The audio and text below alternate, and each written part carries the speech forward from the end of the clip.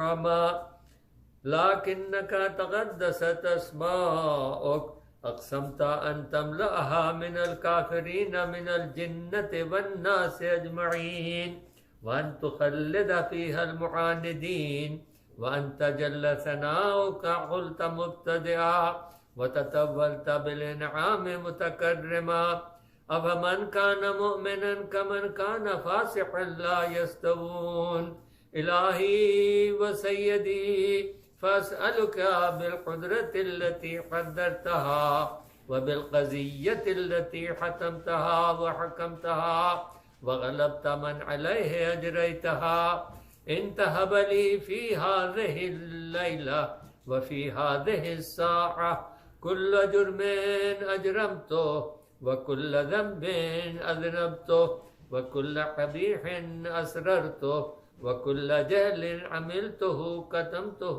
أو أعلنته أخفيته أو أظهرته وكل سيئة أمرت بإثباتها الكرام الكاتبين والذين وكلتهم بحفظ ما يكون مني وجعلتهم شهودا علي مع جوارحي وكنت أنت الرقيب علي من ورائهم والشاهد لما خفي عنهم وبرحمتك أخفيته وبفضلك سترته وأن توفر حظي من كل خير تنزله أو إحسان تفزله أو بر تنشره أو رزق تبسطه أو ذنب تغفره أو خطأ تستره يا ربي يا ربي يا رب يا ربي يا ربي يا رب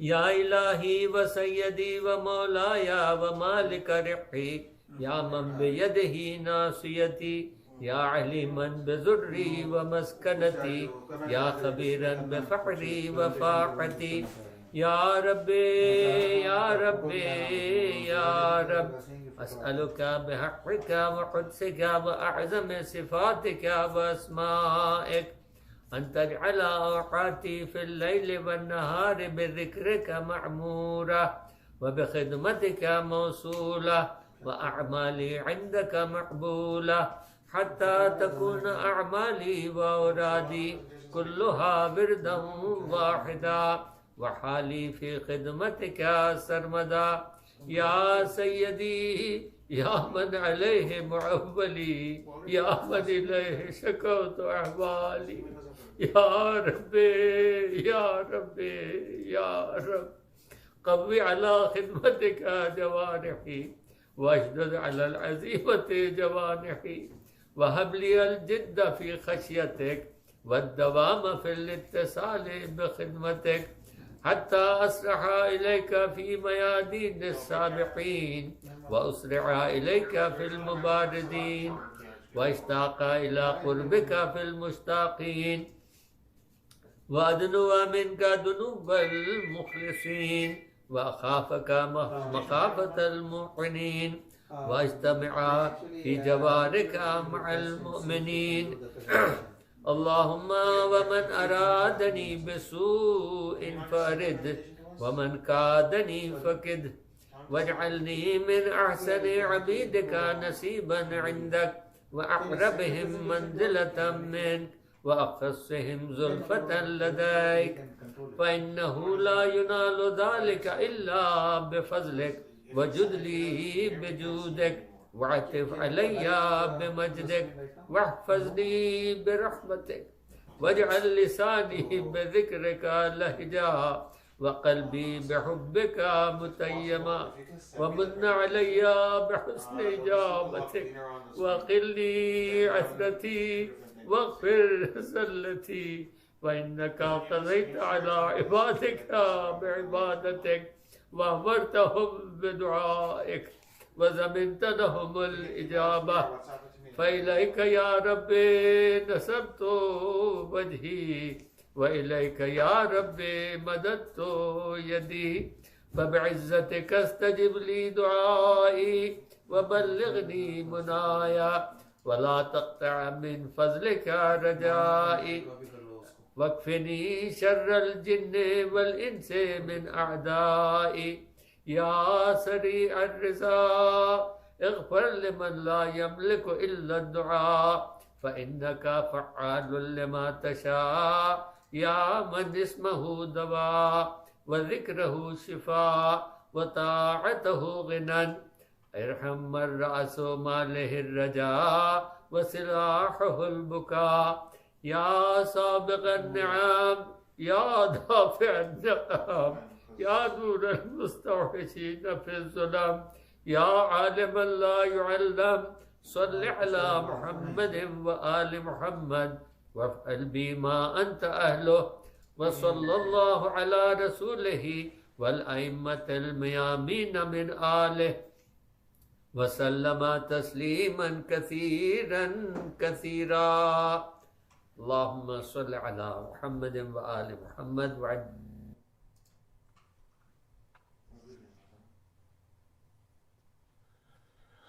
أعوذ بالله من الشيطان الرجيم بسم الله الرحمن الرحيم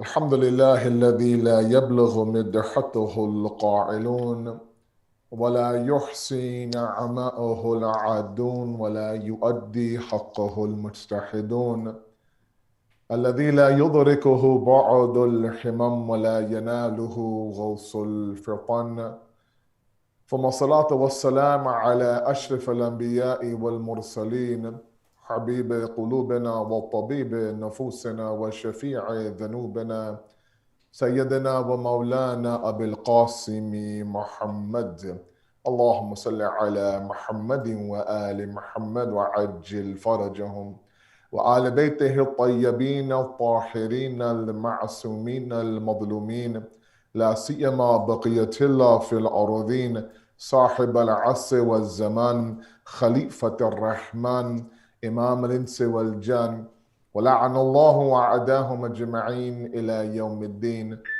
أما بعد السلام عليكم ورحمة الله وبركاته. We thank Allah subhanahu wa ta'ala for the arrival of the month of Rabi al-Awwal and these beautiful days of the wiladat of our holy prophet and of Imam Sadiq as well. Inshallah, the Jashan we will have next week. But I thought that I would first of all send my tabrik and my mubarak to all of you on this Hafteh Wahdat, on this week of unity, as Imam Khomeini coined this term. As you know, the Ahl Sunnah brothers celebrate the birth of the Holy Prophet on the 12th of Rabi al-Awwal. We, of course, celebrate on the 17th of Rabi al-Awwal. And to avoid any sort of discussion or conflict or intolerance, Imam Khomeini, in his amazing worldview and really his basirat and insight, he coined the term Hafteh Wahdat, the week of unity. On these Thursday nights after Ayam Azah, if all of you remember, those who frequented the Al-Mahdi Center pre-pandemic, we used to have weekly classes on Thursday nights. If you remember, in one hall, myself and parallel, of course, was the Majlis in Urdu by Mullah Bakri in the men's hall. And we would have different topics across different time frames. And I wanted to bring that format back, albeit on an online, across YouTube format. Only because, naturally the knowledge has to get across. And there are various formats and forms to delivering that knowledge. One is what we just went through of 2 months and 8 days of the majalis of Imam Hussein, and may Allah accept our grief and gham during these past 2.5 months, where it was more or less a very structured majlis-like format. And I wanted to move a little bit away from that format and go into more of a classroom format. Now, after me, of course, is Maulana.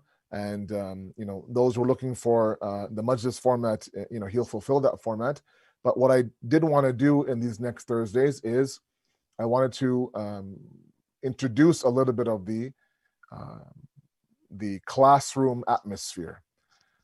I'm not sure if my PowerPoint is ready or not, but I wanted to actually go through today as an introductory discussion, only half an hour these classes will be.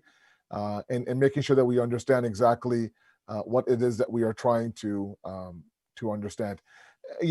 People react differently to different formats, and I think that one experience I have in my travels is that the classroom look or the classroom feel or the classroom presentation, and it would be nice if it was over, if it was, of course, live and a whiteboard and more interactive, but we do the best we can in our state. But right now, as you can see on your screen, we will be looking at this idea of the book of Adab al-Salat. Now, let me put on my glasses here for a moment. And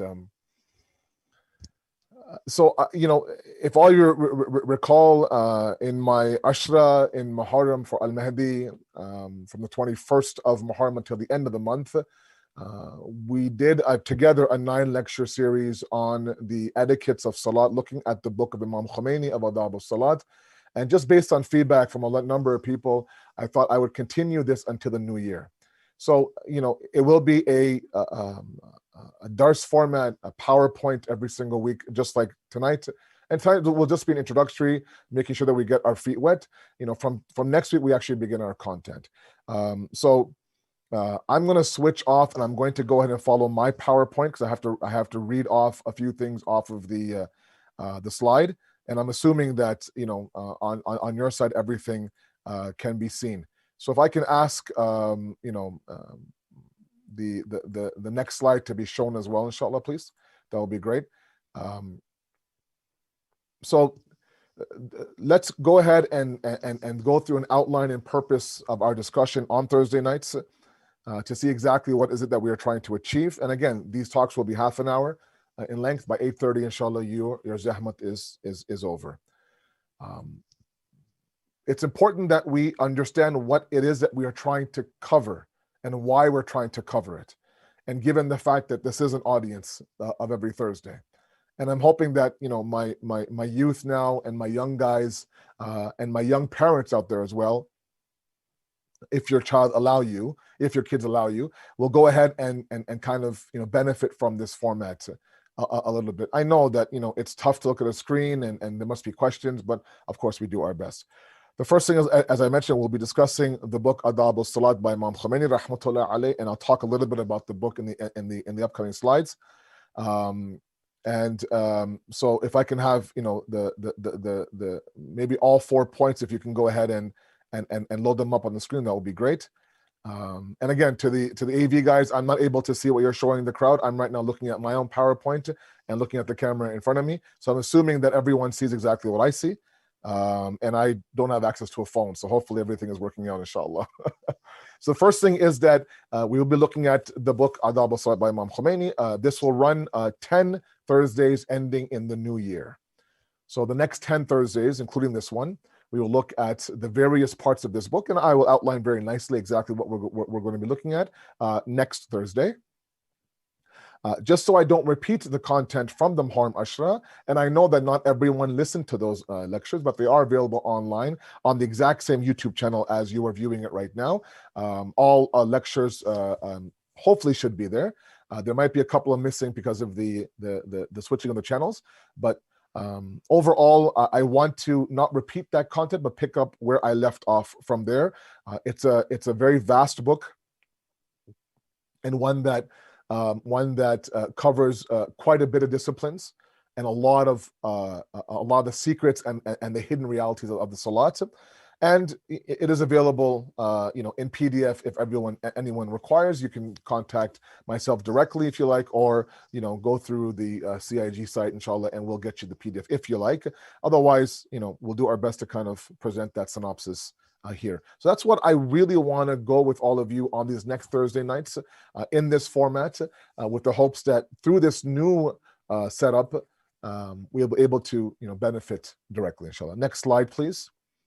And I wanted to start off a little bit with the beginning of the book, where Imam, in his page on dedication, to show you a little bit of a sampling of how he writes.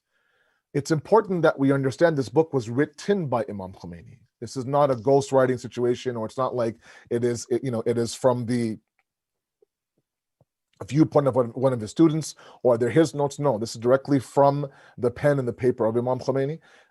And to get a feel for what kind of writer he is, I thought I would include a little bit of his dedication. He wrote a 2-page dedication of this book to a certain somebody. You'll find out who it is, and to find out, and built into this paragraph I'm about to share with all of you is a little bit of you understanding how he writes, number one, and number two, with the sheer passion and love that he would write with. It's important that we understand the tone of the author and where they're coming from in order for us to benefit properly, inshallah. So if you can go ahead and please show that this paragraph. I know it's a little bit word heavy, and I apologize, but it is a very beautiful paragraph that I thought that I would share with all of you. He dedicates his book to his son. And he dedicates his book to his son at a point where the son is young.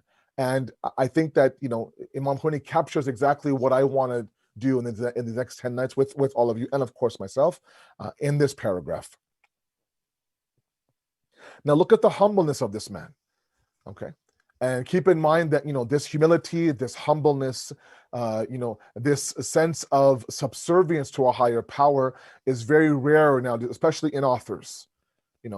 They like to kind of promote themselves, and where you'll find all of these things that the author has achieved and accomplished, possibly some awards they have won in the past. These are not things that you'll find in Imam Khomeini's writings. And it just goes to show that when you write for God, you leave the accomplishment and the rewards up to him, and you don't need to sit there and list a long list of the things that you've accomplished. Instead, he dedicates the entire book to his son. But before that, look at the way he describes himself. Okay. He says, I dedicate Adab al-Salat, the book from which I had no benefit except regret, he says. Now keep in mind, and I'll get to it in a moment, he writes this book in his 40s. I believe he's about 40, 41 when he writes this book. When he completes his book eventually, it's not like he's an old man. This is, in his early 40s. But look at the way he describes his life. The book from which I had no benefit except regret because of my failure and negligence of the days during which I could have elevated myself. I mean, I had this prime opportunity in my life. I could have elevated myself, and instead, due to my ghafla and due to my negligence and due to my failure, I wasn't able to do so. And accept contrition and remorse during the old age, being empty-handed with a heavy burden and a long way to go, with a lame leg, while the call of departure is ever resounding in my ears. He says, I dedicate this to my dear son Ahmad. Okay, and look at what he writes now, to a very young Ahmad now. He says, he is in the prime of life, the prime of life. And thus he may, inshallah wa ta'ala, avail himself of its contents. I don't mean to mention just one group specific. Of course, this discussion, this book, this topic, of course, affects everybody. But I really want my youth, my young guys out there to understand what stage you are in your life and how much you can establish now that later on now will come into play. If we're able to establish the true reality of salat now in our life, meaning now, whether you're in your late teens, early 20s, even in your 30s, later on, as you get a little bit older now, those things become, powerful. They become concrete. They become base building inside of you. Look what he writes. And thus he may, inshallah ta'ala, avail himself of his contents, which are taken from the glorious book, the noble sunnah, and the statements of the distinguished. Perhaps, he says, perhaps he will succeed in finding his way to the real ascension through the guidance of the ahlim ma'rifat, the people of knowledge and awareness. The real ascension, that real elevation, not this idea of subscribers and followers and and money and this dunya. No, the real ma'raj, the real ascension, of course, is is Allah subhanahu wa ta'ala, and tear off his heart from this dark dungeon. Meaning this dunya he refers to as a dark dungeon, and head for the original destination of humanity. Look at the beautiful writing of Imam Khomeini, and I'll refer to his writing throughout. It's important that while I try to explain the writing, you also get a taste of the actual words itself. But look at the way, first of all, the fact that a father now dedicates to his son is so beautiful nowadays. But it's not just to my son. he writes it with such love. Along the road on which the great prophets, the noble holy men, the awliya, may Allah's blessings and peace be upon all them, right, had trod, had read, and to which they invited the others. Okay. So, I included this on purpose today. I really want to set the tone for the next 10 Thursdays, now 9 after this, to really get a feel for the author. It's important that sometimes we understand the background of the author. The beauty of the Quran, sometimes makes sense when we understand Allah's Tawheed. When Allah's Tawheed makes sense, then the verses of the Quran now begin to have an impact on us.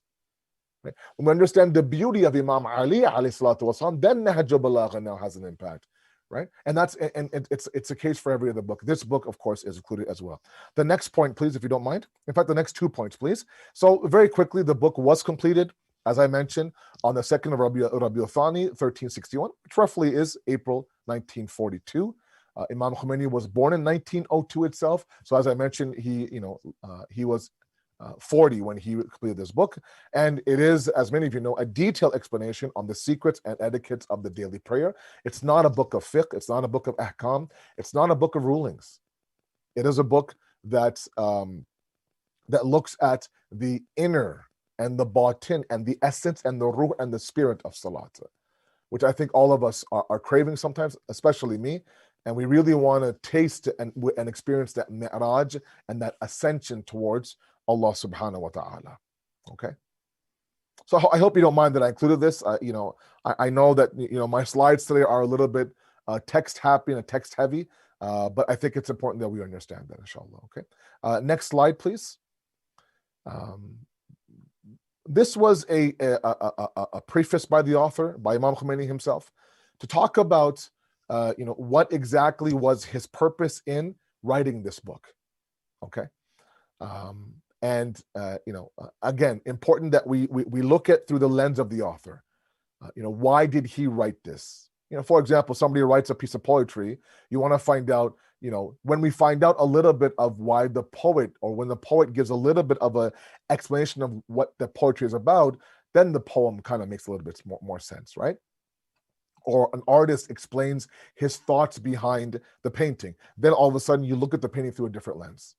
Right. So while I don't want to include the entire preface of the book, it is important that we kind of enter this realm and understand exactly what it is that he's trying to achieve here.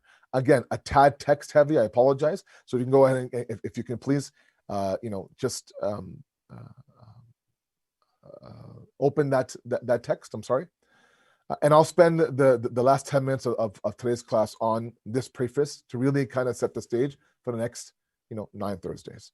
He says, and this is Imam Khomeini's words directly, he says, know that for the salat, besides its form meaning its outer, it's zahir, the qiyam, the tashahhud, the niyat, the ruku, the salat, the tashahhud, the salam, the qira'at, the qunut, all those things are its form, right? Everything has a form, everything has an essence, everything has a zahir, everything has a batin, everything has an outer, everything has an inner. Exoteric, esoteric, it's known as several different names.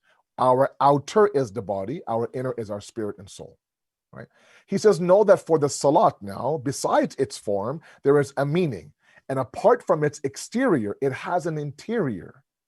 And as the exterior has its disciplines, right? I mean, the exterior has its ahkam, right? We're told that 7 parts of the body go down for sujood, for example. Right? When you say your initial takbiratul ihram, you have to be in a certain, still position, right? In a proper Arabic, to the best of your ability, Arabic makhraj, right? You have to recite Surah Al-Hamd as the first surah. There's no choice about it, right? How many times tasbihat al-arba, right? What is the dhikr in ruku and sujood? What can or can't you do in qunut? Right? All those things are the disciplines of the exterior of salat. Neglecting of which, if we neglect that, it would render the outer form of salat invalid. So for example, if I decide, for example, to recite some other surah in the first rakat, as opposed to alhamd, my salat is batil. Okay. If I add a second ruku, for example, a physical ruku, my salat is batil. Right. So respecting and adhering to the form of the salat, the outer form of salat, has a direct affiliation to its acceptance or its completeness, or its rejection or its incompleteness. Okay, he says likewise, its interior has cordial spiritual disciplines. Right, the interior also has its own set of kind of disciplines, secrets, realities, right? Neglecting which would render the spiritual salat invalid or incomplete, okay? So right away in his initial paragraph in the preface, he obviously breaks the salat into two different realities. One is the outer form, which a lot of us now, we ask a lot of questions about this. If for example, I am traveling this way, or this many miles or kilometers, do I pray qasr, for example? If I forget this, if I by accident do this, right? What happens to my outer form? And that, of course, is very important. But always remember one reality, and that is that whenever we talk about form and essence, the form is always secondary, the essence is primary. Okay. In fact, it is the form that is used to get to the essence. The perfection of the form should lead to the perfection of the essence. Okay. And once the essence is perfected, then of course we reach that level of kamal. Salat is no different. You can perfect the form all you want, but if that doesn't begin or instigate the perfection of the essence, then it stays where it is. Right. And let me make one point here that I oftentimes make, and I made it in the Ashra as well. And today, like I said, is introductory. I have about 8 minutes left, and that is that we want to make sure that when it comes to acts of worship of Allah Subhanahu wa Taala, that act of worship penetrates the physical realm of our existence and hits our spiritual realm. Okay, penetrates the physical body. If it stays to the point where all we're concerned about is the outer form. Right? So we've perfected our makhraj, we've perfected our ruku. I know, for example, the tips of my toes go up during sujood. I've now mastered being still when I say Allahu Akbar, for example. I now, whatever the case may be, but it has no effect on us inside of us. Has zero impact, right? When the Quran talks about tanha fahsha'i anil munkar, tanha anil fahsha'i wal munkar, that this salat is meant to remove, right, the evilness inside of us, the deficiencies inside of us, right? That's all a metaphysical discussion. So a physical act of worship was always meant to cure our metaphysical maladies and illnesses. When the reality is that while we pray physically, we continue to be deficient metaphysically, then there's something wrong with the salat, meaning it's not getting into our, where it belongs, into our internal domain. Because the fear I have for myself is that 30, 40, 50 years of salat, and it's attached itself to my body and hasn't gotten to my soul. And so now when the body is buried after I pass away in this world, the salat also becomes buried with the body. And I want the salat to travel with me in the next world. If that next world is metaphysical, if that next world is the world of the immaterial soul, the ruh mujarrad, then I have to have that salat attach itself to my soul, such that the body can be buried, but the soul continues and the salat continues as well, right? So that's what he means by the spiritual salat, okay? Whereas observing them would inspire the salat with a heavenly spirit. And he includes some beautiful ahadith, which I'll touch upon next Thursday, that talk about the fact that salat itself will have a manifestation, a personification form in the hereafter. It'll actually begin to speak to Allah subhanahu wa ta'ala. That if we disrespected that salat, it will speak against us. If we respected that salat, it will of course speak for us. Or in another very famous tradition is that it will arrive in the grave either as a bright light and a guiding factor and a friend amongst that darkness, or somebody who now adds to the stress of the grave. It all depends on what we did with it in this world. Okay? It would be possible now, I move on now, it would be possible that after paying attention to and observing the cordial inner disciplines, the musalli, the individual now who prays salat, would have a share of the divine secrets of the salat of the people of knowledge and of hearts. Okay. We hear about Salat being a Mi'raj, we hear about ascension, we hear about all these things. We hear about individuals now who travel somewhere else during Salat. We hear about people who cry during Salat, and we're amazed by them. In the heart of our hearts, we sometimes wish we were also them.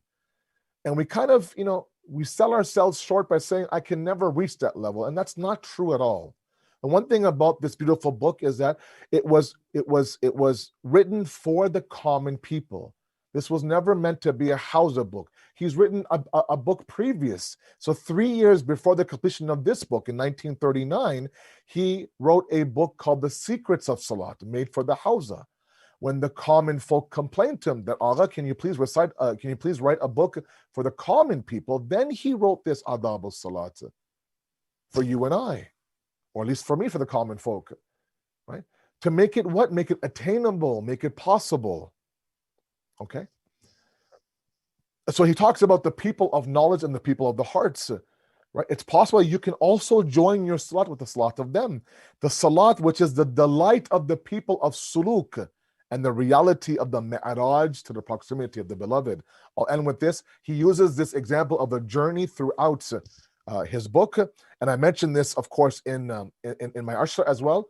Suluk, salik, all these things refer to a journey. And the more that we understand, not just salat in general, the more we understand that life in this world is a journey, and in a journey you keep moving until you get to your destination. And that destination is not on the journey, it's after the journey, right? So on the journey, meaning life in this world, this can't be the destination, because we are continuously traveling towards eternity. And in this matter-based, limited, a perishing world, this continues to be the suluk that we are on, the journey that we are on. And if we are on a journey, we become a musafir and a traveler. Right? And it's important that from today, for the next 10 Thursdays now, I identify with all of you that, throughout this journey of salat, you have to see yourself. I have to see myself through the lens of a traveler, a musafir. Okay? And 5 times a day, we travel towards Allah. Sometimes it's leaps and bounds, sometimes it's 1 inch, but nonetheless, it's a journey. And that journey is part of that mi'raj. Right? So now when you hear about the fact that salat is the mi'raj of the mu'min, it's the ascension of the believer, it's not a one and done mi'raj, it's a constant, continuous, meticulous mi'raj towards Allah, ascension towards Allah. You couple this with the hadith that a mu'min's yesterday should never be the same as today, then you understand that, wait a second, I should always be traveling towards Allah. I'm always looking to better myself 1 inch, right? A little bit by bit. And this beautiful example, I know it's a very simple example, but to me, and the way he used it throughout the book, I think is I mean, it brings a smile to my face. It's quite beautiful. And so, if we understand this example, then we'll understand the contents of the book throughout. And then we understand the idea that we're not after one and done mi'raj. We have to constantly be going up the ladder towards Allah subhanahu wa ta'ala. And maybe that's why, one possible reason why we have 5 times a day, spread out throughout the span of the day of salat. So we can do a quick litmus test before every salat. That my fajr and my zuhr, let's say, for example, were 6 hours apart, right? And yes, sometimes it's this much, 6 hours apart. Was I any different from when my Zohar started to when my Fajr was? And now, of course, my Asr to my Maghrib, my Zohar to my Isha, and every day now a little bit of muhasabah to find out exactly where I am in terms of my journey towards Allah subhanahu wa ta'ala. Okay, so in conclusion of today, and I thank you to the AV guys for putting this together. This idea is that we are trying now to get to a certain proximity towards Allah subhanahu wa ta'ala, with the hopes that inshallah through our everyday daily actions we can reach that mi'raj of Allah, inshallah. We ask you, Allah subhanahu wa ta'ala, to accept our qalil efforts on Thursday nights to understand this very difficult book. We ask you, Allah, bring that beauty, bring that ascent to our salat, accept our acts of worship through your lens of mercy, not your lens of justice. And finally, Allah, we ask you, Allah subhanahu wa ta'ala, to, on this night of Thursday night, to place us beside the Imam of our time before he comes. Thank you very much. Wassalamu alaikum wa rahmatullahi wa barakatuh.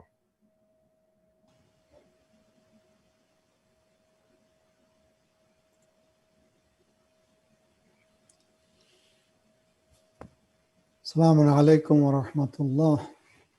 أفوض أمري إلى الله إن الله بصير بالعباد ولا حول ولا قوة إلا بالله العلي العظيم.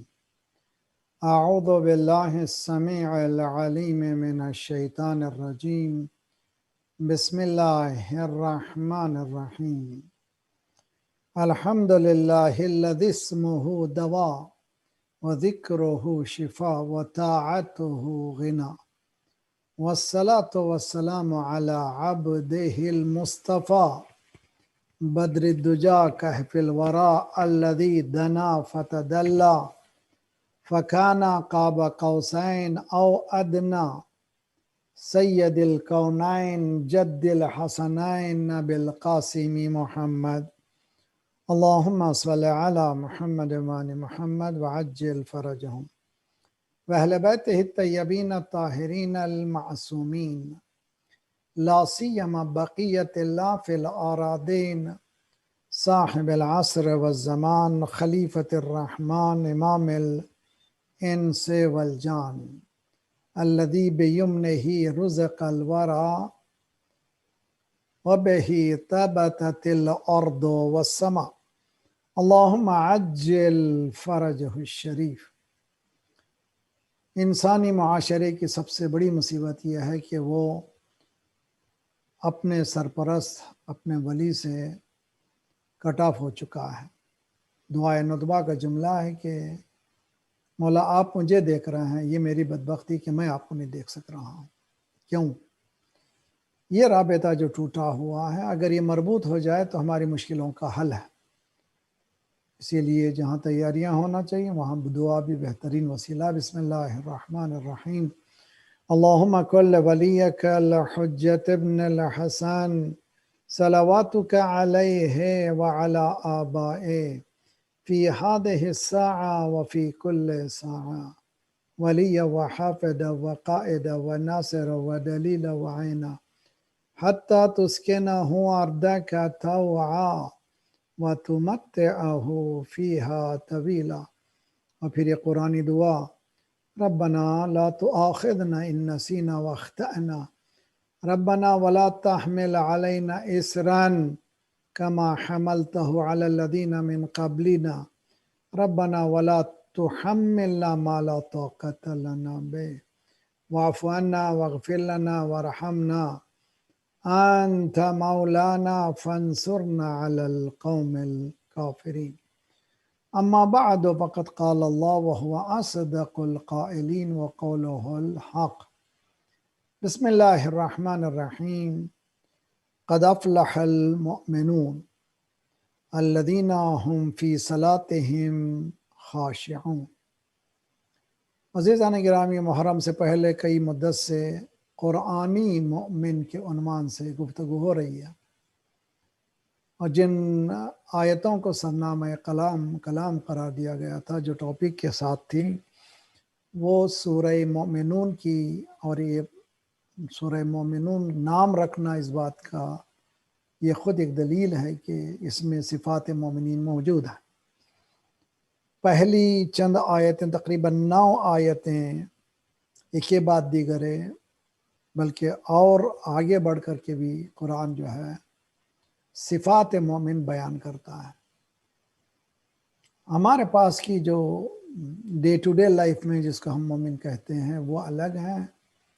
جو قرآن نے مومنین کا جو چہرہ بتایا ہے وہ مومنین الگ ہے.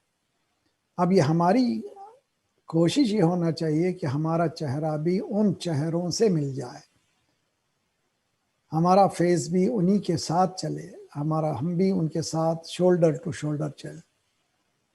اور یہ اگر ہو جائے تو بہت اچھا ہے. آج جیسے کہ اسد میاں سلمہ نے اشارہ کیا تھا، یہ ہفتہ وحدت ہے، اور ہفتہ وحدت میں اور انشاءاللہ میلاد النبی آ رہی ہے، ہمارے ہاں پروگرام بھی ہوگا. زیادہ وہاں پر اس وقت گفتگو نہیں کر سکیں گے تو ہم کوشش یہ کریں گے کہ ہفتہ وحدت کے سلسلے میں ہی گفتگو ہو. آگے بڑھنے سے پہلے ایک چیز میں لنک کرنے کے لیے، اپنے آپ کو مربوط کرنے کے لیے بتاتا چلوں میں نے جو گفتگو لاس جو کی ہے محرم سے پہلے وہ ہے قوہ علامہ، قوہ عمالہ. ایک انسان میں قوت ہے علم کی، وہ جتنا جتنا حاصل کرتا چلا جا رہا ہے وہ روزانہ اس کے علم میں اضافہ ہوتا جا رہا ہے، اور جب زیادہ حاصل کرتے کہتے ہیں اس کو علامہ ہو گیا. علامہ کے معنی بہت علم ہے اس کے پاس. یہ کیا ہے؟ قوہ علامہ. اور قرآن نے اور احادیث نے علم سے زیادہ جس بات کی طرف توجہ دلائی ہے قوہ عمالہ، یعنی اس قوت کو، اس تحریکی قوت کو جو انسان میں عمل کی طرف متحرک کرے، تو وہ قوت کا بہت ہی اہم قوت ہے. علم رکھ کر عمل نہ کرنا یہ تو کبر مقتا عند اللہ ان تقولوا ما لا تفعلون. اللہ کے نزدیک بہت بڑا عذاب ہے اس شخص کے لیے جو کہتا تو ہے لیکن عمل نہیں کرتا. کبورا مقتن، کبورا کے معنی یعنی جیسے اکبر، اسی کبورا سے ہے. بہت بڑا عذاب ہے جو کہنے والا اور عمل نہ کرنے والا. آیت اللہ بہجت کی مشہور جملہ کہ جتنا جانتے ہیں اس پہ عمل کرو. ہم بہت جانتے ہیں، ہمارے پاس مولوی کا ہونا ضروری نہیں ہے. ہمارے پاس اگر فہرست لگائیں we know a lot. کہاں پر ہے؟ قوہ علامہ نہیں، قوہ عمالہ. عمل کرنے کی قوت اگر زیادہ ہو جائے تو پھر یہ علامہ کی قوت میں چار چاند لگ جائیں گے.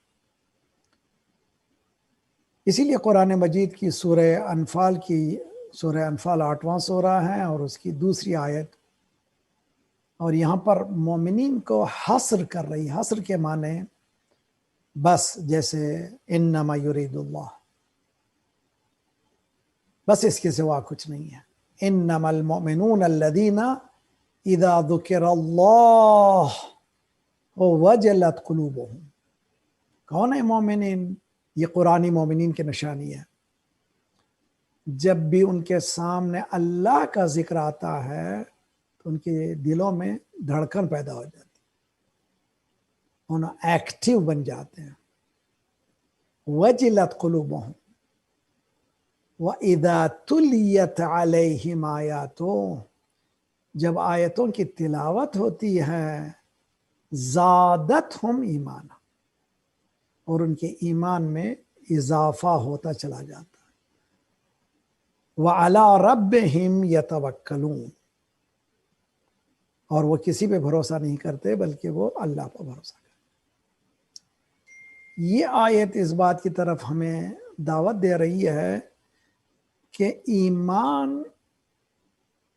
اسٹیٹک نہیں ہونا چاہیے، ایمان میں رکود نہیں ہونا چاہیے، ایمان میں ٹہراؤ نہیں ہونا چاہیے. جس طرح سے ابھی آپ نے ذاکر اولا سے سنا ہے کہ فجر کی نماز سے ظہر تک ترقی ہونی چاہیے، یہاں بھی یہ آیت بھی یہ کہہ رہی ہے وَإِذَا تُلِيَتْ عَلَيْهِمْ آیَاتُ، جب بھی آیتوں کی تلاوت ہوتی ہے ایمان میں اضافہ ہوتا ہے.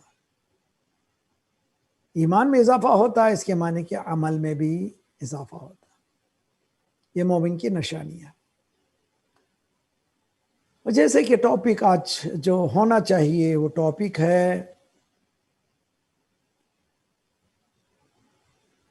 اتحاد بین مسلمین، اور بہت ہی اہم ٹاپک ہے، اور اس ٹاپک سے متعلق جتنا ہم کہیں کم ہے. اتحاد، یونٹی آف مسلم امہ، نہ صرف یونٹی آف مسلم امہ میں ایروگینٹ پاور کا مسئلہ آتا ہے، یونٹی آف انٹائر ہیومینٹی، پورے انسان بھی متحد ہو جائیں. چونکہ اب مومنین کی گفتگو ہو رہی ہے، مسلمانوں کی گفتگو ہو رہی ہے، مسلمان کم از کم متحد ہونا چاہیے. اس کا میکانزم بھی قرآن نے بتایا ہے کہ ہاؤ ٹو گیٹ یونائٹ. یہ انسان جو ہے ایک آسان مسئلہ نہیں ہے، انسان بہت ہی عجیب و غریب ہے. میں تو کہا کرتا ہوں ہمارے چہرے مختلف ہیں. ایک گھر میں 5 افراد ہیں, پانچوں کے چہرے الگ ہیں, یعنی پانچوں کے چہرے فیسز الگ ہیں, پانچوں کے سوچنے کا انداز الگ ہے. اب اسی طرح سے اس گھر کو ایکسپینڈ کیجئے, 2 بلین مسلمان, 2 بلین فیسز, اور ان کے جو ہے افکار الگ الگ ہیں. ان کو ایک پلیٹ فارم میں لانا آسان کام نہیں ہے. آرگنائزیشن میں 10 12 15 آدمیوں کو بٹھانا ایک جگہ بہت ہی مشکل ہے. چند زمانے کے بعد کچھ نہ کچھ کھڑ کی آواز آتی ہے, کچھ نہ کچھ گڑبڑ ہوتی ہے.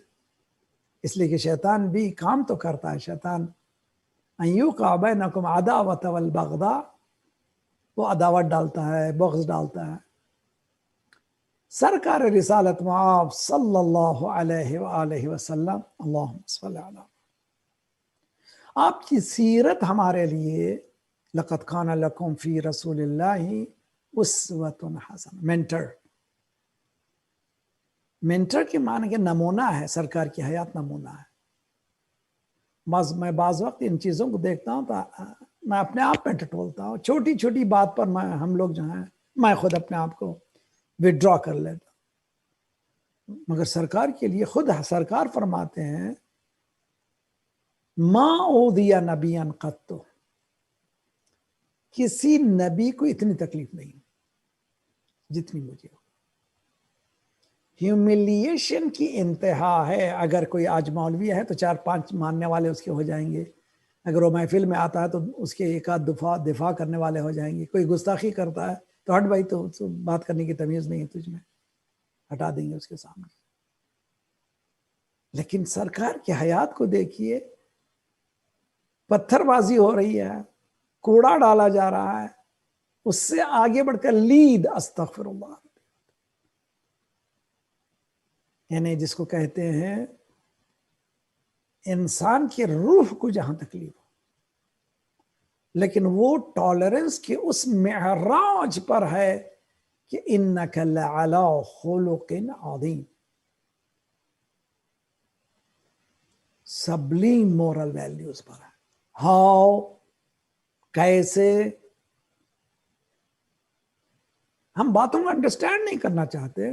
آپس میں 2 آدمی بیٹھ کے انڈرسٹینڈ کرو بھائی, 5 آدمی مل کے بیٹھ کے بات کرو بھی. نہیں بات کر سکتے آپ. I don't want to talk anymore. پھر سیرت اشہد ان محمد رسول اللہ مت کہیے. اشہد ان محمد رسول اللہ یعنی معنی یہ ہے کہ میں ان کو اپنا مینٹر مانتا ہوں, ان کو رہنما مانتا ہوں, ان کے اسوا پہ چلتا ہوں. جب اسوا پہ چلتا ہوں ذرا سا ٹالرنس. حضرت موسیٰ کے لیے حضرت موسیٰ بھیک مانگتے ہیں. He begs to Allah, رب اشرح لی صدری, oh Allah brought her my chest, میرے سینے کو کشادہ کر دے. اس لیے کہ رہبری, رہنمائی, لیڈری آسان مسئلہ نہیں ہے. You need lot, بڑا چیسٹ. اس کو کہتے ہیں کوالٹی آف اے لیڈر. اس آئے صدر یعنی اس کا چیسٹ جو ہے براڈ ہونا چاہیے. He has to take it so much. حضرت موسیٰ بھیک مانگ رہے ہیں, مالک رب اشرح لی صدری. مگر جب سرکار کا مسئلہ آتا ہے الم نشرح لک صدرک, سرکار ہم نے آپ کا سینہ بہت ہی کشادہ رکھا. You have so much to take. اس لیے کہ پوری دنیا کو ریوولٹ کرنا ہے, پوری دنیا کو منقلب کرنا ہے. صرف عربین پیننسولا کو نہیں ہے, پوری دنیا. صدیوں سال گزر جائیں مگر اس کی سیرت ختم نہ ہو. اب یہ کافر حربی کے حربے ہیں جو سرکار کی ذات پر حملہ وغیرہ. بہت اچھی جملہ کہا گیا تھا کہ قرآن کے جلانے سے جلتا نہیں ہے قرآن. سرکار پر تھوکنے سے کسی سرکار پر کچھ ہونے والا نہیں ہے. وہ پلٹ کر ہم ہی کو آئے گا, جو بولنے والے کو, تھوکنے والے کو آئے گا. مگر ان کی ٹینڈنسی معلوم ہوتی ہے, ان کی خباثت نفس معلوم ہوتی ہے. یہ نہیں دیکھ رہے ہیں کہ کس کے خلاف بول رہے ہیں, یہ دیکھ رہے ہیں کہ مردہ مسلمانوں کے جسم میں دم ہے یا نہیں ہے. یہ مقصد ہے ان کا.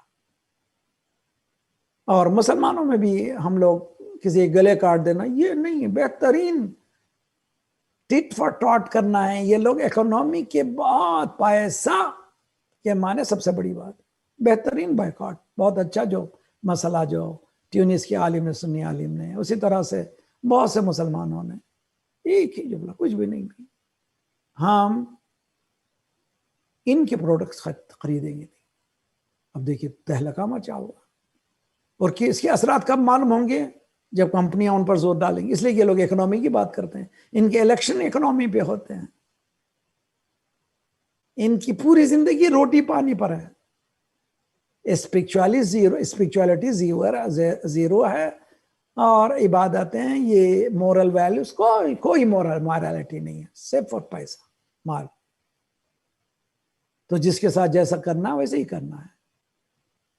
اور بداوے ایک بریکٹ میں کہہ دوں، یہ test of your own medicine, ہم نے آئسس کو تیار کیا، آئسس کو سکھایا، گلے کاٹو، ٹیرر پھیلاؤ، سیریا کے اینٹ سے اینٹ بجا دیے.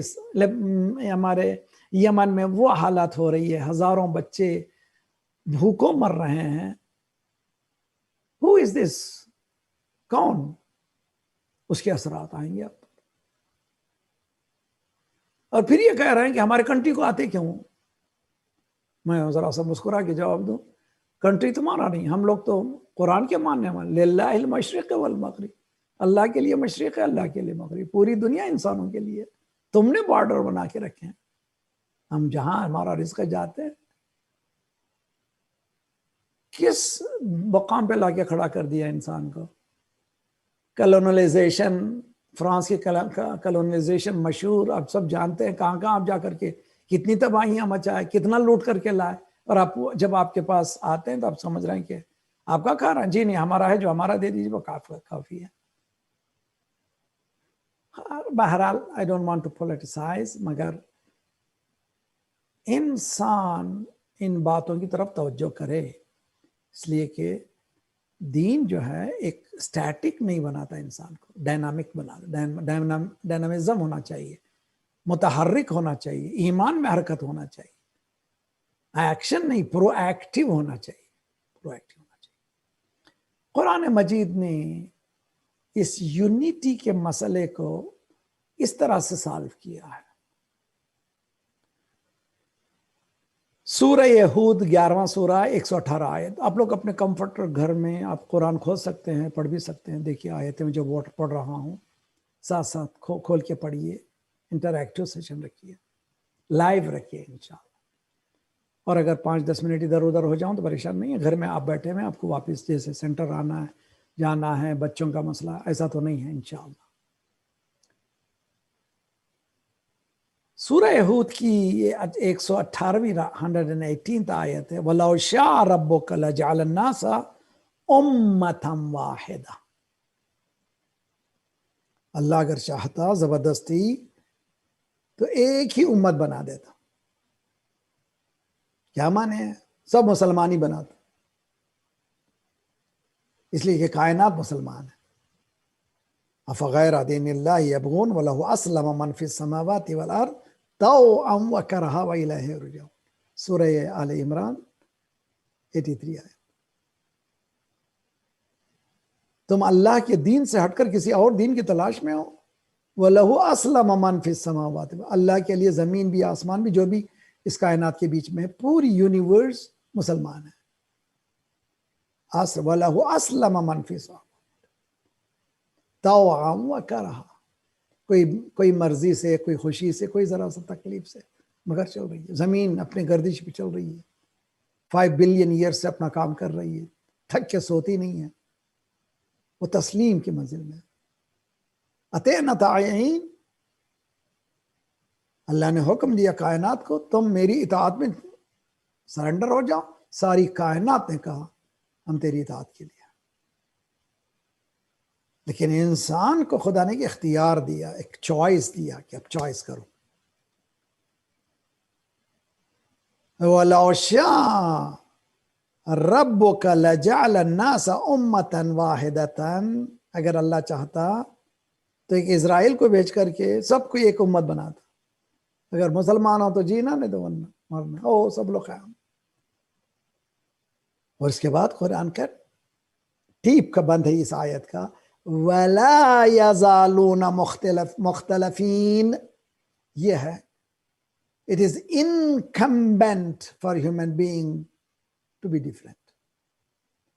یہ ضروری ہے، لازمی ہے، حیات کے اجزاء میں سے ہے کہ مختلف رہیں. تو فرسٹ تھنگ از اختلاف ہم سب میں ہے، اختلاف چہروں میں، فکر میں، سوچنے کے انداز میں مختلف ہیں ہم. جو باپ چاہتا ہے وہ بیٹا نہیں چاہتا، ماں چاہتی بیٹی نہیں چاہتی، میاں جو کہتا بیوی سنتی نہیں، بیوی کہتی ہے میاں سنتا نہیں. ایک خلبلی ہے دنیا بھر میں. لا یزالون مختلفین، قرآن لا یزالون مختلفین. یہ ناممکن ہے کہ سب لوگ ایک جیسے ہو جائیں. یہ مٹی پتھر تو نہیں ہے نا ابھی، درخت نہیں ہے. ایپل کا درخت ہے، سب ایپل کے درخت ہے. اورنج کے درخت ہے، سب نہیں. یہ ایسا نہیں ہے. ہر انسان ایک انسان ہے،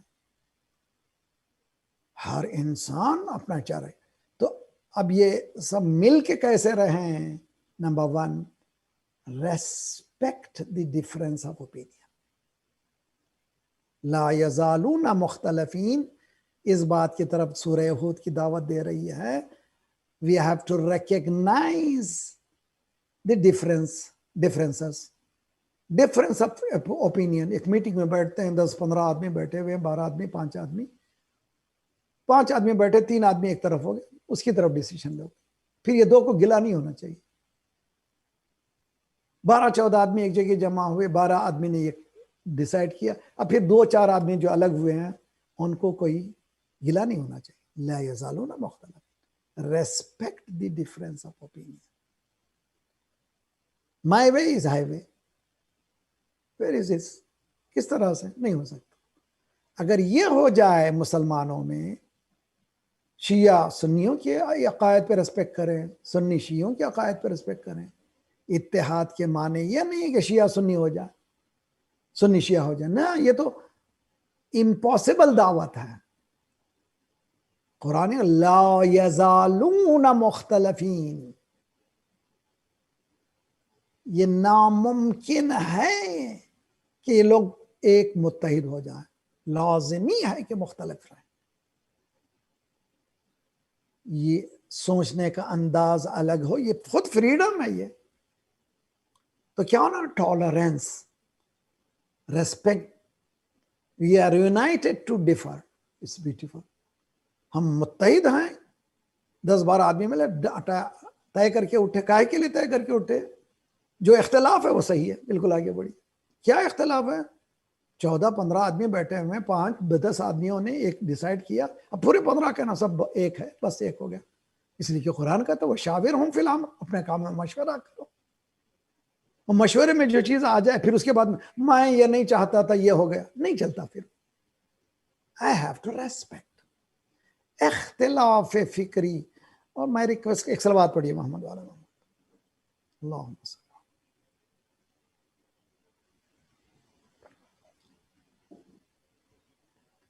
گھر کو اگر آپ جنت بنانا چاہتے ہیں، فیملی کو، سوچئے کبھی ہسبینڈ اینڈ وائف کے درمیان کتنے ڈیفرنسز. سونے کا انداز، اٹھنے کا انداز، سو ملنے کی ٹائمنگ، اٹھنے کی ٹائمنگ وغیرہ وغیرہ. جب دیکھیں تو ایسا معلوم ہوتا ہے کہ 2 دنیایں جو ایک بیڈ پر ہیں. تو کیا کرنا چاہیے اس کو؟ ریسپیکٹ. اگر تم یہ کہہ رہے ہو کہ جو میں کہہ رہا ہوں یہی سچا، نہیں چلتا. یہ فطرتاً ریجیکشن ہے. تو مسلمان آپس میں ریسپیکٹ کریں. اسی لیے آیت اللہ سیستانی نے بھی کھلا فتویٰ دیا کہ سنی بھائی ہمارے نصب بھائی ہیں، ہمارے روح جان ہے. بہت بڑا جملہ ہے. اور رہبر کا مشہور فتویٰ کہ کسی کے بزرگوں کو برا کہنے کا حق کسی کو نہیں ہے. میکرون نے جو سب سے بڑی غلطی کی، نہ صرف سرکار کے نام پر اس نے یعنی یہ کیا، بلکہ مسلمانوں کو منافقین کہا.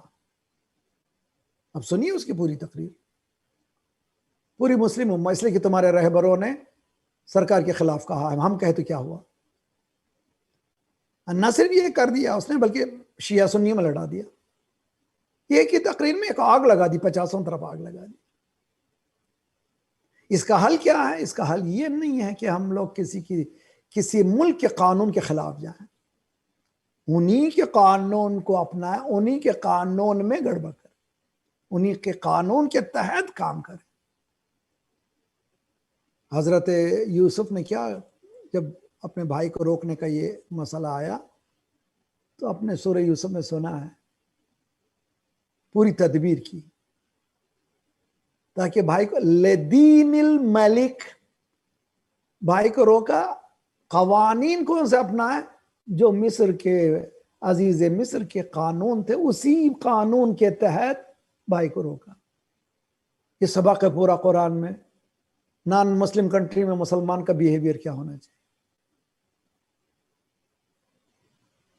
اس لیے کہ مسئلہ میرا نہیں ہے, اسلام کے پھیلنے کا. ابھی گزشتہ ہفتے ہیملٹن میں مجلس تھی تو میں نے کہا کہ اسلام کیسے انٹر ہوتا ہے. اسلام انٹر, نماز پڑھنے دو بھائی, نماز کا تو کچھ, میں تو اللہ اکبر میری نماز کا, مگر وہ نماز آئی ڈی ہے میری, کئی چیزوں کو ریفلیکٹ کر رہی ہو, پازیٹیو انرجی کو پھیلا رہی ہے. یہ اسلام ہے, انٹر ہوتا ہے مورل ویلیوز کے ذریعے سے. اگر ہم سمجھ رہے ہوں تو پھر آئیے جو مشہور آیت ہے وَاعْتَصِمُوا بِحَبْلِ اللَّهِ, کتنی مرتبہ آپ نے سنا ہے, ہر ممبر پر, ہر مولوی, ہر جگہ جب بھی اتحاد کا مسئلہ آتا ہے یہ آیت پڑھی جاتی ہے. سورہ آل عمران کی 103 آیت ہے, مگر اس سے پہلے ایک آیت ہے, اس کے بعد میں ایک آیت ہے, 2 آیتیں ہیں. اس کو کہتے ہیں سیاق و سباق. اگر کبھی کسی آیت کو سمجھنا ہے, آیت کے سیاق کو یعنی پچھلے سبق کو شروع کیجئے, پھر آئندہ سبق کو, صرف ایک ٹکڑا لے کے نہیں, تب کہیں آیت سمجھ میں آئے گی. اس سے پہلی آیت 102 آیت نمبر, یا ایھا الذین آمنوا اتقوا اللہ حق تقاتہ, اے مسلمانوں, اے مومنین, مومنین سے گفتگو ہے, جیسے کہ تقوی اختیار کرنا چاہیے ویسا تقوی اختیار کرو. اس کے بعد وَلَا تَمُوتُنَّ إِلَّا وَأَنْتُمْ مُسْلِمُونَ, تمہاری موت جو ہونا چاہیے کس حالت میں ہونا چاہیے؟ اسٹیٹ آف اسلام میں ہونا چاہیے, مسلمان مرو. اس لیے کہ گھر میں پیدا ہو جانا کسی کے ہو سکتے ہیں, لیکن مرنا اختیاری موت. کون سا اختیار؟ اسلام. اس کے بعد ہے, تو اس کے معنی کہ یا ایھا الذین آمنوا یہاں بھی ہے, اے مومنین, وَاعْتَصِمُوا بِحَبْلِ اللَّهِ جَمِيعًا, اللہ کے حبل, اللہ کی رسی کو تھامو. وَلَا تفرقے میں مت پڑھو, اور یقین کر لو کہ جیسے بتایا گیا تھا, ہم لوگ سوچنے کا انداز الگ ہے, فکر کا انداز الگ ہے, لیکن اس کو ریسپیکٹ کرو, اپنی بات کو امپوز مت کرو. وَلَا تَفَرَّقُوا وَاذْكُرُوا, ریمائنڈ یور سیلف نعمت اللہ, اس نعمت کو, اذ کنتم اعداء. اب لیجیے پوری ہسٹری کھول رہا قرآن, جاؤ تم یاد کرو پری اسلامک ہسٹری کیا تھی. یہی خونخواری, یہی تکاثر, الہاکم التکاثر حتی زرتم المقابر, جس کا کلہ اس کا اللہ, میں بڑا, میرا, میں آئی ایم سپر, میں سب سے بڑا, میں غنڈہ گردی کر سکتا ہوں, میں جو چاہے کر سکتا ہوں, میں وائٹ ہاؤس کو نہیں چھوڑوں. کیا ہے یہ سمجھنے کی چیزیں ہیں, قرآن کو اپنی زندگی میں لانے کی چیزیں ہیں. قرآن کہہ رہا ہے وَاذْكُرُوا نعمت اللہ, اس نعمت کو یاد کرو, اذ کنتم اعداء, تم آپس میں دشمن تھے, ایک دوسرے کے دشمن تھے. فَأَلَّفَ بَيْنَ قُلُوبِكُمْ, اللہ نے تمہارے دلوں میں ایک دوسرے میں محبت ڈالی, جو دشمنی تھی وہ محبت میں بدلی. تالیف القلوب کہتے ہیں اس کو. کبھی میں دعا پڑھتا ہوں نا نکاح کے بعد, اللہم الف بینہما, میاں بیوی کے درمیان, تو تالیف قلوب یعنی دلوں میں محبت ڈال. فَأَلَّفَ بَيْنَ قُلُوبِكُمْ, اللہ نے محبت ڈالی, دشمنی کو نکالا. فَأَصْبَحْتُمْ بِنِعْمَتِهِ إِخْوَانًا, اللہ کی نعمت کی وجہ سے تمہیں اللہ نے بھائی بھائی بنا دیا. اب یہاں پر ایک نقطہ ہے نعمت. نیوکلیس کیا ہے؟ نعمت نے آپ کو ایک جگہ جمع کیا, دلوں کی دشمنی کو نکالا, محبت سے بدلا, اب تم ایک ہو گئے. کس کی وجہ سے؟ ان نعمت کی وجہ سے. کون سی نعمت ہے وہ ولایت ہے, سرکار رسالت میں.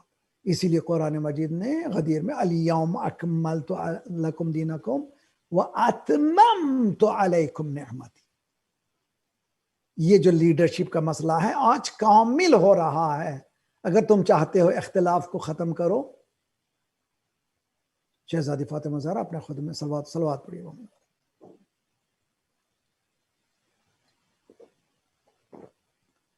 ایک ایک لفظ فرماتی ہیں نماز کاہے کے لیے, روزہ کاہے کے لیے, حج کاہے کے لیے. وہاں پر ولایتنا, امامتنا, امان لفرقہ. اگر تفرقے سے بچنا ہے تو ہماری ولایت سے, یعنی امامت کے ذریعے سے تم تفرقے سے بچ, یعنی لیڈرشپ. اب دیکھیں رہبر معظم نے ایک خوبصورت چھوٹا میسج جوانہ نے فرانس کے لیے دیا. نہیں معلوم آپ نے پڑھا یا سنا نہیں, بہترین خوبصورت میسج, چھوٹا سا میسج. اے جوانوں, فرانس کے جوانوں, تم نے اس کو الیکشن میں لایا ہے اور یہ کہہ رہا ہے فریڈم آف اسپیچ. بہت اچھی چیز ہے. تو اگر فریڈم آف اسپیچ ہے تمہارے پاس, تو ہالوکاسٹ کے مسئلے میں, زائنز رجیم کے خونخواری جو مسئلہ ہو رہا ہے, اس کو بولنے میں آزادی کیوں نہیں ہے؟ وہ بولنا جرم ہے. اور تم ہمارے ساتھ لاجیکل ٹو دی پوائنٹ اینٹ کا جواب. سمجھ میں آ رہی بات؟ یہ کون سی چیز ہے یہ؟ فَأَصْبَحْتُمْ بِالنِّعْمَتِهِ. جب تک ہماری پریشانیوں کا حل لیڈرشپ ہے. اور انفارچونیٹ کیس یہ ہے کہ دشمن سمجھ گیا کہ ان کا لیڈر کون ہے, مگر ہم لوگ ابھی تک کوسچن مارک لگائے ہوئے ہیں. It is unfortunate. وَكُنْتُمْ عَلَى شَفَا حُفْرَةٍ مِّنَ النَّارِ. تم لوگ ایج آف دہانے پر تھے آگ کے. فَأَنْقَذَكُمْ مِنْهَا. اللہ نے اس آگ میں تم گر رہے تھے بچا لیا. كَذَلِكَ يُبَيِّنُ اللَّهُ لَكُمْ آيَاتِهِ لَعَلَّكُمْ تَهْتَدُونَ. یہ آیتوں کو بتایا جا رہا ہے تاکہ تم ہدایت پا جاؤ. اس کے بعد ہے وَلْتَكُن مِّنكُمْ أُمَّةٌ يَدْعُونَ إِلَى الْخَيْرِ وَيَأْمُرُونَ. 104ویں آیت, 104. وَلْتَكُن, تم ایک امت ہونا چاہیے, يَدْعُونَ إِلَى الْخَيْرِ, اللہ کی خیر کی طرف دعوت دیں. وَيَأْمُرُونَ بِالْمَعْرُوفِ وَيَنْهَوْنَ عَنِ الْأَمْرِ بِالْمَعْرُوفِ, کریں نہیں عن المنکر کریں. وَأُولَئِكَ هُمُ الْمُفْلِحُونَ قَدْ أَفْلَحَ الْمُؤْمِنُونَ. اے کامیاب کون ہے؟ یہ لوگ ہیں جو ان کے پاس صفت ہے. کیا صفت ہے؟ خیر کی طرف دعوت دو, امر بالمعروف کرو, نہیں عن المنکر کرو. اولئک هم المفلحون. مومنین کون ہیں؟ جو یہ کام کرتے ہیں, امر بالمعروف کرتے ہیں, نہیں آپس میں لڑتے نہیں ہیں. بھیا ایسا نہیں ہونا چاہیے نا, ایسا ہونا نہیں چاہیے. اگر آپ یہ سمجھ رہے ہیں کہ میں نے غلطی کی, مجھے معاف کر دے. اگر میں کچھ کہہ رہا ہوں آپ کے سلسلے میں, جیسے آئینہ ہے, بولے سب کچھ, کہاں پر ڈاٹ ہے کہاں پر کیا نہیں. آئینے سے مت کہیں کہ تم میرے داغوں کو مت بتاؤ. ہیں یہ کیا بات ہوئی بھی؟ آئینے پہ پردہ مت ڈالے. المومن میرات المومن, مومن مرم. اس کے بعد لاسٹ ناٹ دی لیسٹ, ولا تکونوا کالذین تفرقوا واختلفوا من بعد ما جاءهم البینات واولئک لهم عذاب عظیم. اللہ, ایسے نہ ہو جاؤ, تفریقے میں پڑ جاؤ, ڈیوائیڈ مت ہو جاؤ. اور اس کے بعد اختلاف مت کرو. اگین اختلاف اس پارٹ آف لائف ہے, وی آر ڈفرینٹ. ریسپیکٹ کرو مگر دشمنی مت کرو. اتنی کھلی ہوئی آیات کے آنے کے بعد اگر کوئی اس پر کو فالو کرے گا, تفریقے میں ڈالے گا اور یہ تفریقے کی جنگ چلائے گا, اختلاف بڑھے گا, ان پر کیا ہے؟ عذاب عظیم ہے اللہ کی طرف سے. اللہ رب عظیم کہہ رہا ہے کہ عذاب عظیم. سو کیا سبق؟ Conclusion, respect the difference of opinion. recognize the leadership, follow the leadership, and take out grudges. तुम्हारे गंदगी, तुम्हारा बग़्ज़ और इनाद. मैं कहता हूँ सरकार की, जब कुरान ये कहता है لو كنت فظا قليظ القلب لانفضوا حولك, if you would have been hard hearted, اگر سخت دل ہوتے تو تمہارے پاس سب لوگ نکل جاتے. یہ بھی ان کا دوست, وہ بھی ان کا دوست, لمبے بھی ان کے دوست, ٹھننے بھی ان کے دوست, اگلے بھی ان کے دوست, پچھلے بھی دشمن. یہ سیکھنا چاہیے ہمیں اگر ہم سروائیو کرنا چاہتے ہیں کسی سوسائٹی میں. یہ سرکار کو جو مینٹور مانتے ہیں, لقد کان لکم فی رسول اللہ اسوۃ حسنہ, ذرا سا براڈ چیسٹ, ذرا سا مسکرانا, ریجڈ نہیں ہونا, میں ہی صحیح ہوں. جا کے دوسرے کے پاس جو چیز کمی ہے جا کے پوچھ کر کے ٹھیک کر لینا. اگر یہ باتیں ہو جائیں گی تو قوم جو ہے چار چار لگے گی. خصوصاً مسلمانوں کو چاہیے ذرا سا وسع صدر, براڈ چیسٹ رکھیں اور مسکرانے سے گھر سے شروع کریں. بیٹا ادھر جا رہا ہے پتہ نہیں, بیٹی ادھر جا رہی پتہ نہیں, بیوی ادھر جا رہی نا, سب یونائٹیڈ. کب ہو سکتا ہے؟ نیوکلیس ہو اس لیڈرشپ, اس کے بعد respecting the difference of opinion, اور تیسری چیز امر بالمعروف نہیں, this is good, this is right, this is wrong, وہ بھی بہت اچھے انداز میں. خدایا پروردگارا تیرا دین بہترین دین ہے اور تیری کتاب بہترین کتاب ہے. لائیولی لائیولی لائیولی اس کتاب سے, اس دین سے قریب ہونا, سمجھنے کی توفیق عنایت فرما, اور جتنا سمجھ رہے ہیں اس پر عمل کی توفیق عنایت فرما. مالک ہمارے دلوں کے بغض و اناد و گرجز کو صاف کر کے محبت سے بدل دے. خدایا پروردگارا ان دشمنان دین کو ان ذرا سا باہوش کر دے تاکہ انسانوں کی خدمت ہو سکے. آگ کہیں کی کوئی اچھی نہیں ہے. پیس, صلح کے لیے امام حسن اپنی پوری زندگی کا جوہر دے دیتے ہیں. خدایا پروردگارا توفیق دے ہمیں کہ ان ذوات مقدسات کے راستے پر چل کر دنیا اور آخرت کو کامیاب بنا سکیں. ہمارے اور آئندہ آنے والی نسلوں کی ایمان کی حفاظت فرما. جو پریشان حال ہیں ان کی پریشانیوں کو دور فرما. بے روزگاروں کو روزگار عنایت فرما. مقروضوں کے قرضوں کا ادا فرما. جو بیمار ہیں خصوصاً کووڈ-19 کے حوالے سے بہت سے مومنین التماس دعا کرتے ہیں, ان سب کے لیے, جو بیماروں کے لیے خواہ اپنے وغیرہ, مالک صحت کامل عاجلہ عنایت فرما. اس کے تدارک کو مومنین کے ہاتھ میں, اس کے ویکسینیشن کو مومنین کے ہاتھ میں قرار دے. پروردگارا ہمارے مرحومین شب جمعہ ہمارے دروازوں کی طرف دیکھ رہے ہیں, ہمارے مرحومین کے برزخی حالات کو بہتر سے بہتر کر دے. ان کو جوار امام میں جگہ عنایت فرما. مالک پروردگارا مراجع رہبر کے سائے ہمارے سروں پر سلامت رکھ. انقلاب اسلامی کو انقلاب مہدی تک ملا دے. جلد سے جلد مولا کا ظہور فرما. ایک سورہ الحمد 3 اخلاص سے اپنے اپنے مرحومین کے ساتھ, شہداء کے ساتھ, پروین رضوی صحابہ کے لیے فاتحہ پڑھے. بسم اللہ الرحمن الرحمن الرحیم.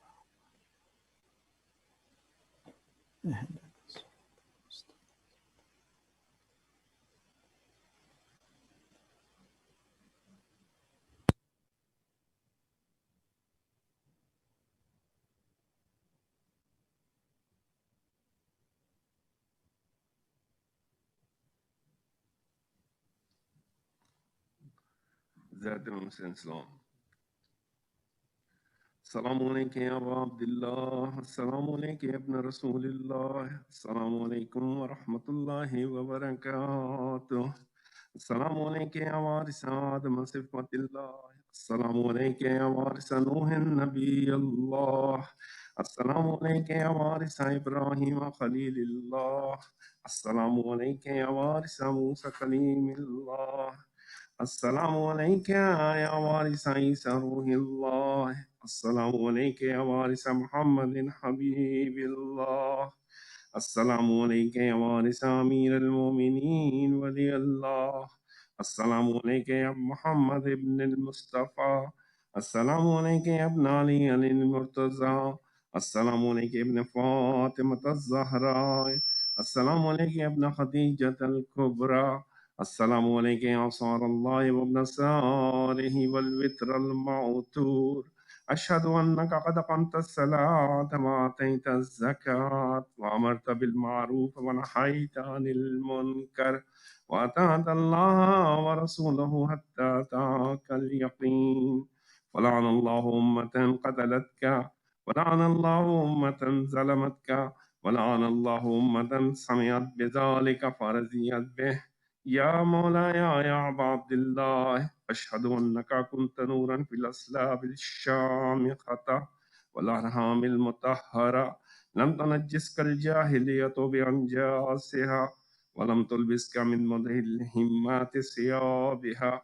وأشهد أنك من دائم الدين وأركان المؤمنين. وأشهد أنك إمام البر التقي الرزي الزكي الهادي المهدي. وأشهد أن الأئمة من ولدك كلمة التقوى وأعلام الهدى والعروة الوثقى والحجة على أهل الدنيا. وأشهد الله وملائكته وأنبياءه ورسله أني بكم مؤمن وبإيابكم موقن بشرائع ديني وخواتيم عملي وقلبي لقلبكم سلم وعمري لعمركم متبع صلوات الله عليكم وعلى أرواحكم وعلى أجسادكم وعلى أجسامكم وعلى شاهدكم وعلى غائبكم وعلى ظاهركم وعلى باطنكم. زيارة علي أكبر عليه السلام. السلام عليك يا ابن رسول الله. السلام عليك يا ابن نبي الله. السلام عليك يا ابن أمير المؤمنين. السلام عليك يا ابن حسين الشهيد. السلام عليك أيها الشهيد وابن الشهيد. السلام عليك أيها المظلوم وابن المظلوم. لعن الله أمة قتلتك ولعن الله أمة ظلمتك ولعن الله أمة سمعت بذلك فرزيت به. زيارة الشهداء كربلاء عليه السلام. السلام عليك يا أولياء الله وأحباه. السلام عليكم يا أصفياء الله وعبداه. السلام عليكم يا أنصار دين الله. السلام عليكم يا أنصار رسول الله. السلام عليكم يا أنصار أمير المؤمنين. السلام عليكم يا أنصار فاطمة الزهراء سيدة نساء العالمين. السلام عليكم يا أنصار أبي محمد الحسن بن علي الزكي الناصح الأمين. السلام عليكم يا أنصار أبي عبد الله بأبي أنتم وأمي طبتم وطابت الأرض التي فيها دفنتم وفزتم فوزا عظيما. فيا ليتني كنت معكم فأفوز معكم. زيارة حضرت عباس عليه السلام.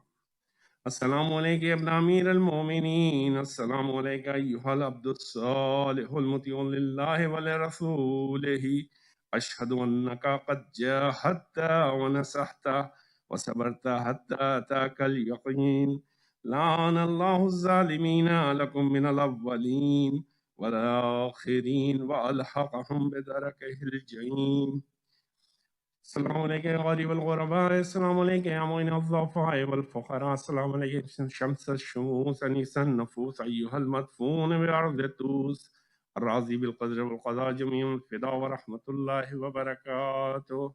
السلام عليك يا صاحب العصر والزمان. الأمان الأمان الأمان من فتنة الزمان. أجل الله تعالى فرجك وسهل الله تعالى مخرجك وظهورك وجعلنا من أنصارك وأعوانك جميعا فداء ورحمة الله وبركاته.